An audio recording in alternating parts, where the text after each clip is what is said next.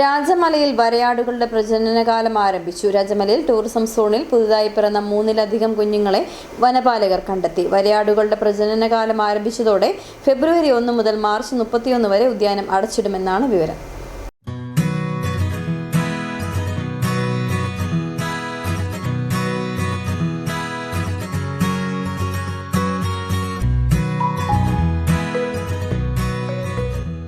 വരയാടുകളുടെ ആവാസ കേന്ദ്രമായ ഇരവികുളം ദേശീയോദ്യാനത്തിൽപ്പെട്ട രാജമലയിൽ വരയാടുകളുടെ പ്രജനനകാലം ആരംഭിച്ചു.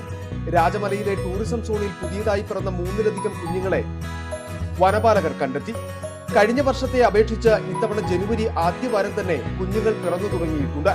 കഴിഞ്ഞ വർഷം ജനുവരി 14-നാണ് രാജമലയിൽ പുതിയതായി പിറന്ന കുഞ്ഞുങ്ങളെ കണ്ടെത്തിയത്. ഈ സീസണിലെ വരയാടുകളുടെ പ്രജനനകാലം തുടങ്ങിയതോടെ ഇരവികുളം ദേശീയോദ്യാനം അടച്ചിടുന്നതിനുള്ള നടപടികൾ ഉടൻ ആരംഭിക്കും. ചീഫ് വൈൽഡ് ലൈഫ് വാർഡന്റെ അനുമതി ലഭിച്ചാൽ വരയാടുകളുടെ പ്രജനനകാലം സുഗമമാക്കുന്നതിനായി ഫെബ്രുവരി 1 മുതൽ മാർച്ച് 31 വരെ ഉദ്യാനം അടച്ചിടുമെന്നാണ് സൂചന. ഉദ്യാനം അടയ്ക്കുന്നതോടെ സന്ദർശക സോണായ രാജമലയിൽ വിനോദസഞ്ചാരികൾക്കുള്ള പ്രവേശനവും നിരോധിക്കും. കഴിഞ്ഞ ഏപ്രിലിൽ നടന്ന കണക്കെടുപ്പിൽ വിവിധ വനമേഖലകളിലായി 827 വരയാടുകളെ കണ്ടെത്തിയിരുന്നു. ഇതിൽ 144 എണ്ണം പുതിയതായി പിറന്ന വരയാട്ടിൻ കുട്ടികളായിരുന്നു.